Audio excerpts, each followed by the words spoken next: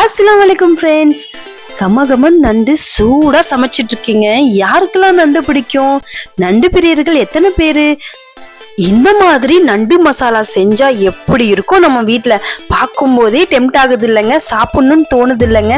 So இந்த நண்டு மசாலா பார்த்தீங்கன்னா ரொம்ப குயிக்கா ரொம்ப சிம்பிளா செஞ்சிடலாங்க. இந்த வீடியோ பார்த்தீங்கன்னா லாஸ்ட் வீடியோவோட கண்டினியூஷன் தாங்க. ஸோ இன்னைக்கு நண்டு பெப்பர் மசாலா தான் குக் பண்ண போறேன். ஸோ அதுக்கான மசாலாவை ஃபர்ஸ்ட் நம்ம அரைச்சி எடுத்துக்கலாங்க. ஸோ இது கூட பார்த்தீங்கன்னா உப்பு, இஞ்சி, பூண்டு விழுது, லைட்டா தண்ணி சேர்த்து நல்லா பேஸ்டா அரைச்சி எடுத்துக்கோங்க.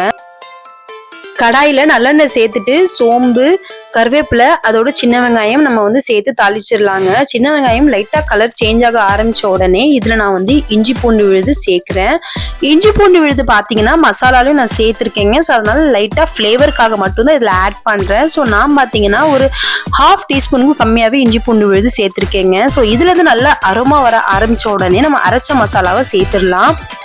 இப்போ இந்த மசாலா பார்த்தீங்கன்னா நான் எண்ணெயிலே கொஞ்ச நேரம் ஃப்ரை பண்ண போகிறேன். ஸோ இதில் இருக்கிற பச்சை வாசனை போகிற அளவுக்கு நம்ம எண்ணெயில் ஃப்ரை பண்ணிக்கலாம்.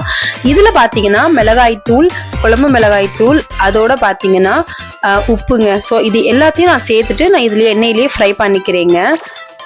இந்த நண்டு மட்டும் நான் செய்யும் போது யாரையுமே விட மாட்டேங்க, ஈவன் அம்மாவையும் விட மாட்டேன். ஏன்னா நண்டு எனக்கு சின்ன வயசுல இருந்து அவ்வளோ ஃபேவரட். இப்போ வரைக்குமே பார்த்தீங்கன்னா நண்டோட கிரேவிங்ஸ் பார்த்தீங்கன்னா டே பை டே எனக்கு அதிகமாகுமே தவிர கம்மியாகாதுங்க. ஸோ அதனால நானே கேர் எடுத்து நானே டேஸ்ட்லாம் பார்த்து அவ்வளோ ஆசையாக குக் பண்ணுவேன். அதோட இன்னொரு விஷயம் என்னன்னு பார்த்தீங்கன்னா எங்கள் வீட்டில் நான் மட்டும்தாங்க நண்டு சாப்பிடுவேன். என்னோட அம்மாவும் சாப்பிட மாட்டாங்க, பசங்களும் சாப்பிட மாட்டாங்க, ஹஸ்பண்டும் சாப்பிட மாட்டாரு. ஸோ அதனால எனக்காகவே ஸ்பெஷலாக வாங்குவேன், எனக்காகவே ஸ்பெஷலா சமைப்பேன். ஸோ நமக்காக பார்த்து பார்த்து சமைக்கும் போது அதுல இருக்கிற ஒரு தனி ருசியே வேறங்க. ஸோ இன்னைக்கு பாத்தீங்கன்னா மசாலால சூப்பரா நண்டு நான் குக் பண்ணிட்டு இருக்கேன். இந்த மசாலா ரொம்ப சூப்பரா இருக்கும் பாருங்க. நான் நண்டு நல்லா வாஷ் பண்ணி இதுல சேர்த்துட்டேங்க.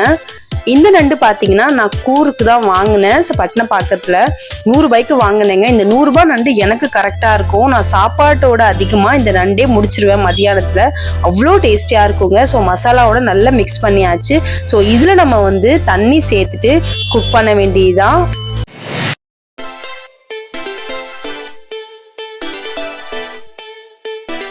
நல்லா தண்ணி சேர்த்தாச்சுங்க. மூடி வச்சு நம்ம நல்லா அது சுண்டுற அளவுக்கு நம்ம குக் பண்ணி எடுத்தா நம்மளுடைய நண்டு சூப்பரா ரெடி ஆயிடுங்க.